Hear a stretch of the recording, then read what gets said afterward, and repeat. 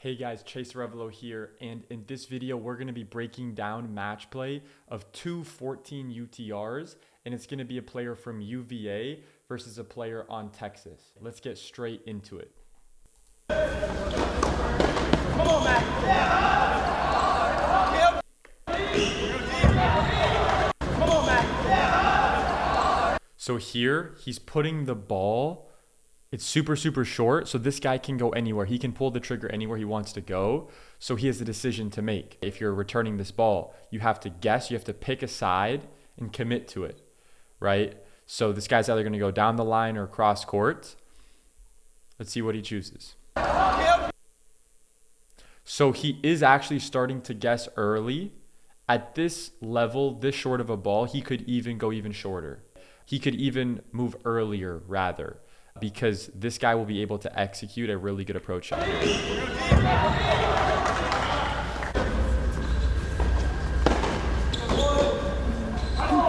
serve.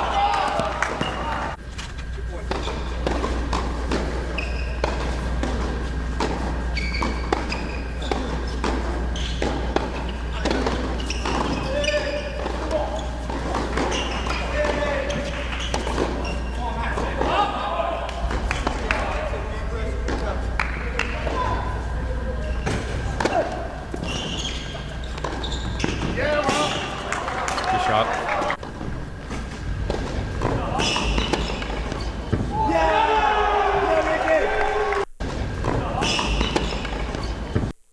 That's the power of a deep middle return. Look at it again.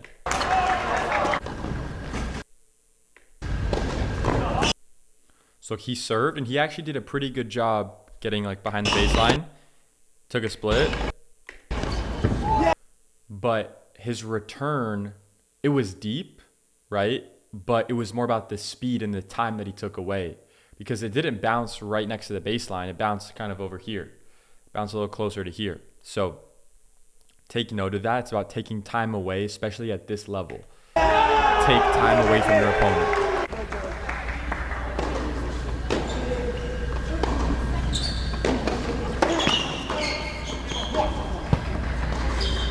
It should have been cross.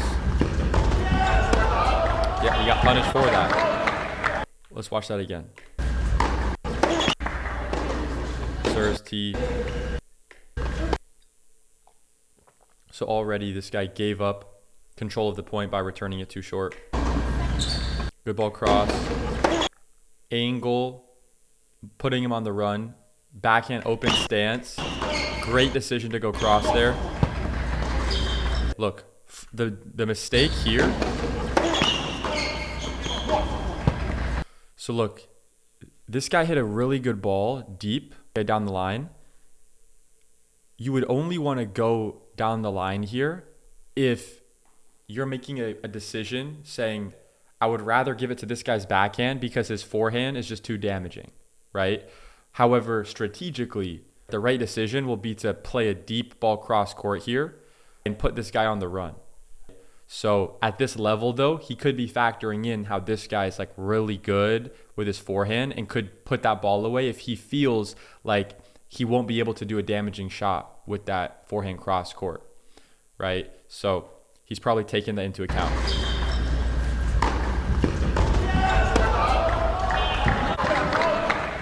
But that's the thing, right? He went down the line. He was able to run around, find his forehand anyway, and now go inside out. As opposed to if he went deep cross here, his opponent would have had to move all the way over here. Now he's hitting a ball on the run, right? So automatically it's going to be a little bit more difficult, right? And also angle-wise, he won't be able to hit the inside out. He might be able to go line still, but it's going to be easier for you to cover that as you move.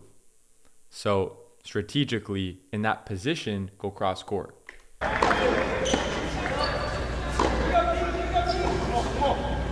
Again.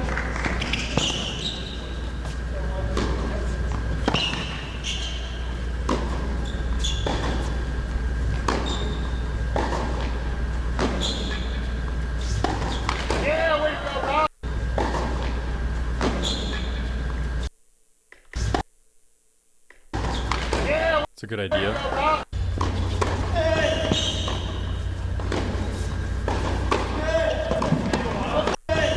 So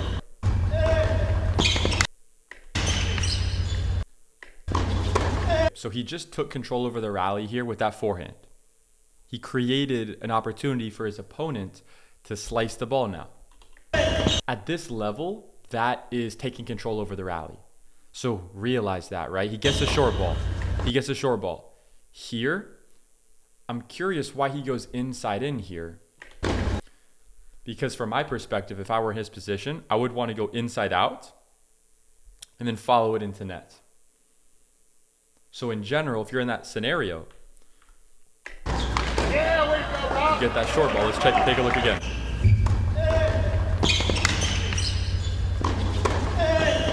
You get the forehand slice, move up. He did the footwork, go inside out, put him on the run, and come into net there. That would be the best strategy there.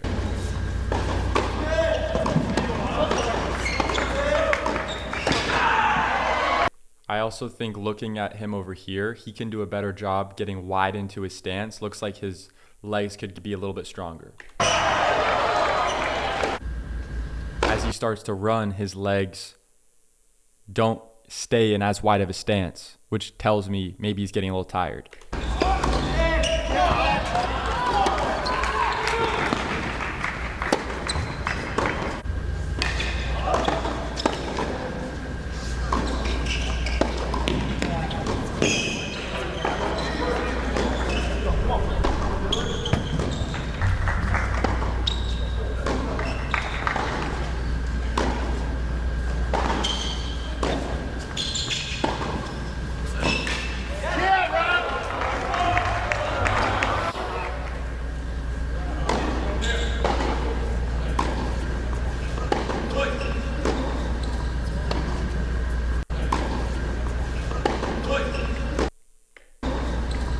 So look, that ball's really short. He slices this, but why not take a step or two forward and take time away from your opponent? It's a good opportunity there.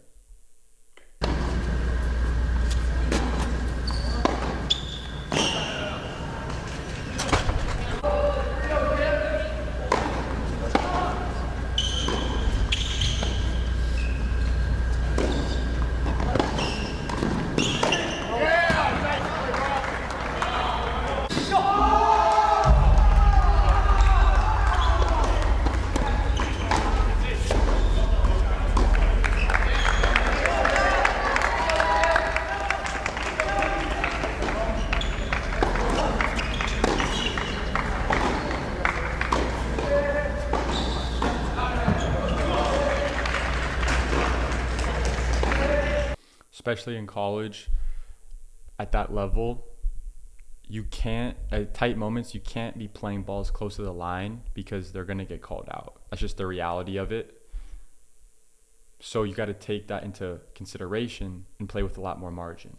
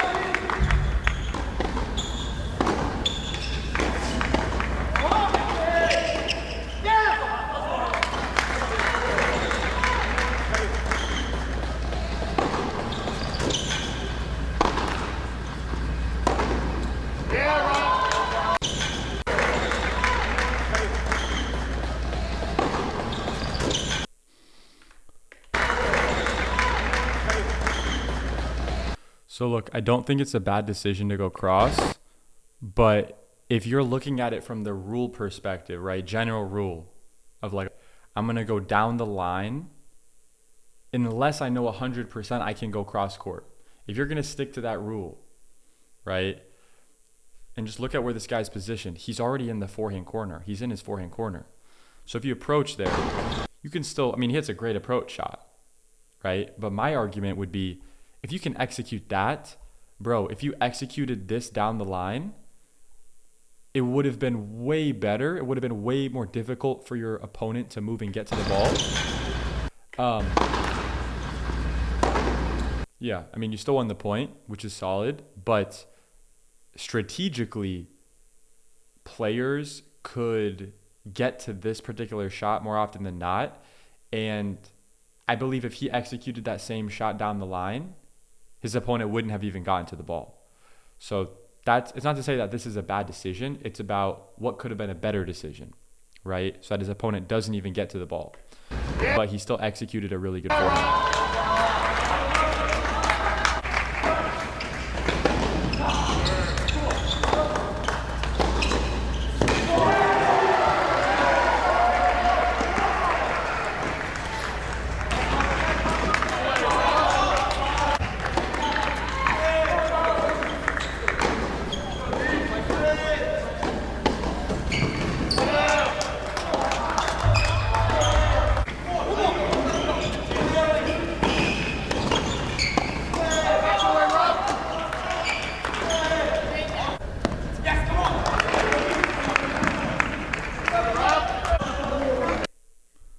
Serves are the most important shot in tennis. If you're not actively working on your serves every day with your coach, you're screwing up. Serves have to be the priority in your training, especially at this level, right? If you're close to D1 or around D1 level, everyone already has the ground strokes. That's already kind of baked in for most people. Yes, you can always improve at that stuff. But the high leverage activity you can do is, how can I dial in my serves? How can I get an edge over my opponents with my serve training and return training? Because that will directly impact you in your matches. Let's keep going.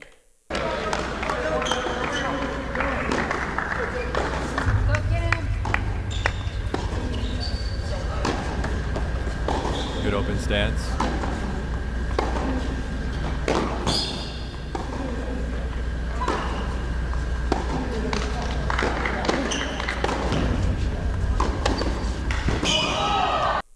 That's really good patience from this guy over here. Really, really good patience. See how he was just hanging in the rally, cross court, cross court, cross court, cross court, and then waited for the opportunity. Whereas the other guy was just changing direction every single ball. Just boom, boom, boom, boom, boom. So that's really good patience. Patience. Play the long game. Keep it cross. Then when you get the opportunity, then take advantage of it. But maybe for you, maybe you should delay that opportunity, 1 or 2 more balls, then change direction.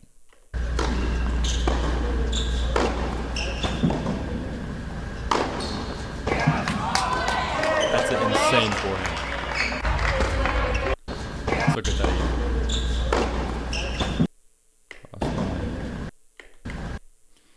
So this is actually a great time to pull the trigger because he's set up well. He has good ground. He's close to the baseline, right? And he gets there with plenty of time to set up. And his opponent is in a recovered position, which is pretty standard, which is he's a little off center based on the fact that he hit the ball pretty cross court over here. So his opponent now has the ability to open up the court a ton based on that fact. So that's why positioning wise, he's going to be a little bit more offset from the center of the court. However, you obviously leave this component open, and he did a great job executing that. Crazy. But if you're the Texas player, you're with that because that's an insanely good shot. And look, I mean, if Rafael can beat you hitting that on the run forehand down the line slap winner, that's just too good, right? But he played his percentages correctly there and had a good recovery position. So if you're him there, it's like, that's just a good shot, but I did everything that I could to increase my chances of success. Because he could have also went angle as well at the same time. So yeah, he played that well.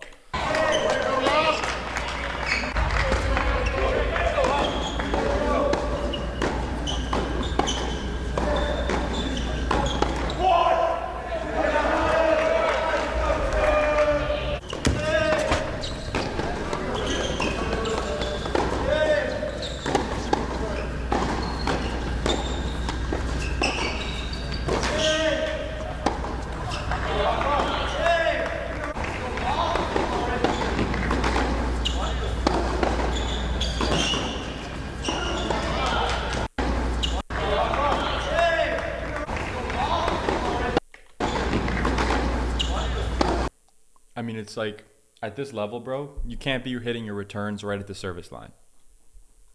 You know, I mean, it was a good serve, but like, let's take a look at it. Look at his stance. Look at Timo's stance here.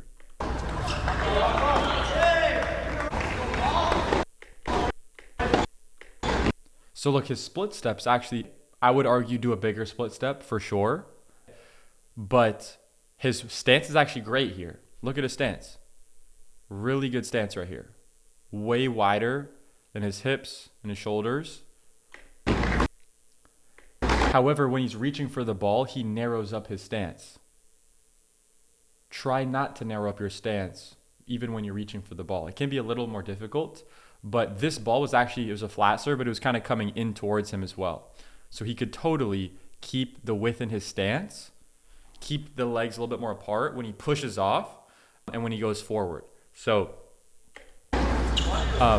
when you're hitting a return and you make it, right? Like for lower level players, they might say, hey, I made the return past the service line. Like that's pretty good.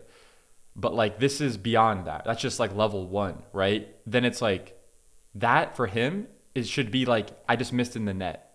Like if he's training his returns and he hits that, in his mind, he's got to think, I just missed that in the net, right? In terms of corrections, because you're not going to correct unless you really think like that. So he should push off his right leg a little bit more and stay wider in his stance.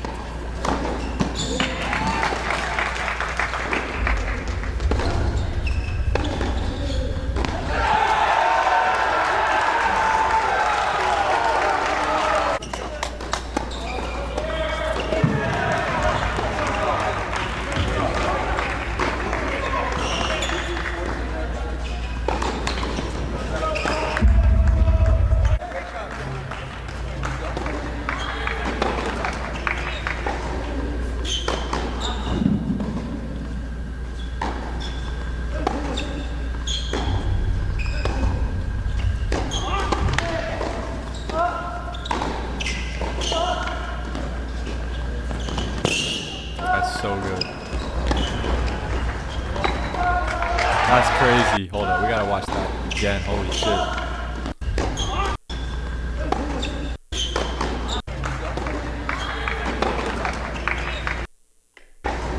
I still think in general, Timo has a tendency to stay too far back behind the baseline. And I think that is gonna limit him from breaking to that next level. If he can stay tighter to the baseline, more in and out footwork on the first 2 shots, sky's the limit for him. But he's got to get a little tighter to the baseline. He's too comfortable playing too far back at this high level. Another short ball from his opponent, and he didn't take advantage of any of the spacing, right? So it's like, you got to look at opportunities here.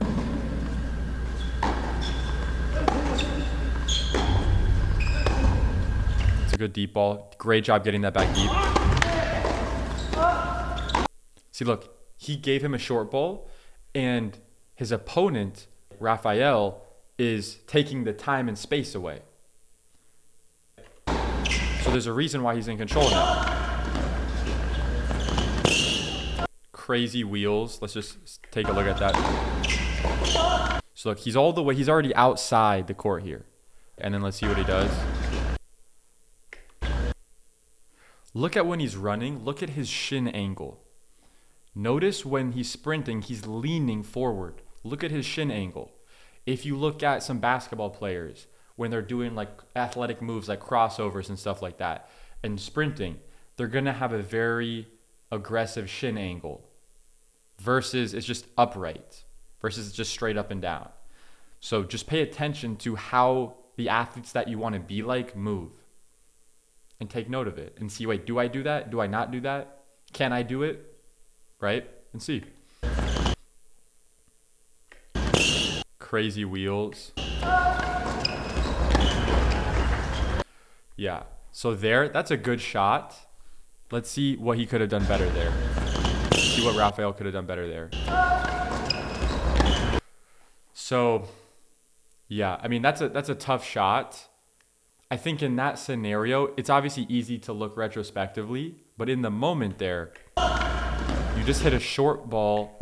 He's going up. He's lobbing you. He just hits a good lob, and he's halfway in the court.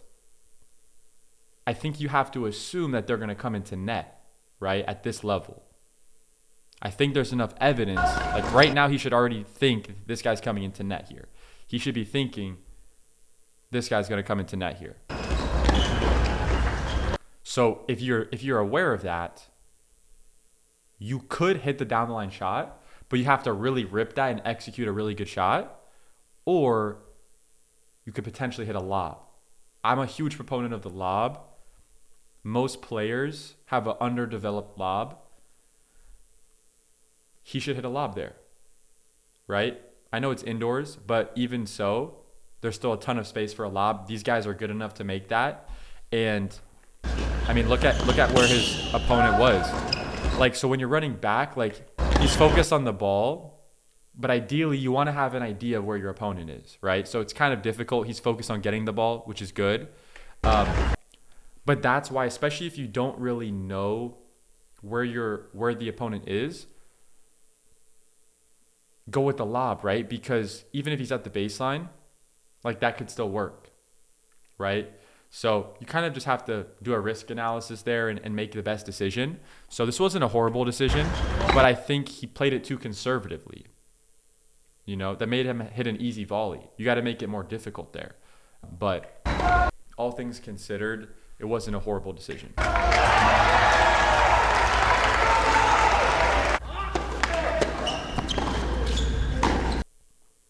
Again, out wide serve. Notice the out wide serve wasn't the craziest out wide serve, just a normal one.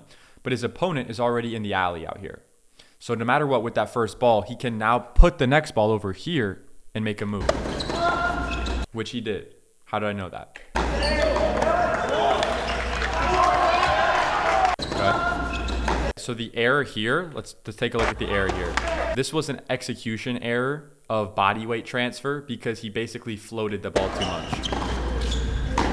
So I think he misjudged this ball because actually I don't think he misjudged it because he has enough space here. He's actually far back enough.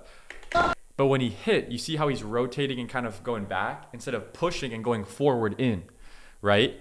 If he were to have hit this ball with the intention to hit it down the line and come into net, I'm not saying he has to come into net off the shot, but his body weight would have gotten through the ball a lot more and he would have maybe taken a step or two, but then he could still recover.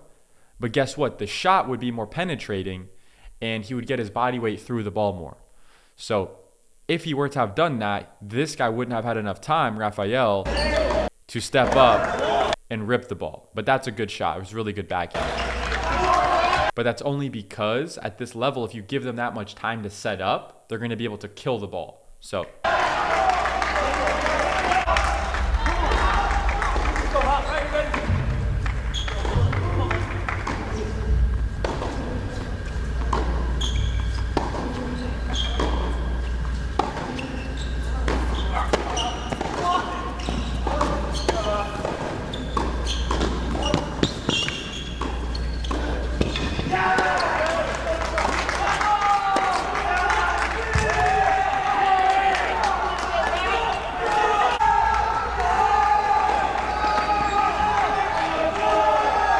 So that's all for the first set, and I will see you guys for the second set. If you guys like this video, comment, like, subscribe, share this with one of your buddies, and I'll see you guys in the next one. Thank you.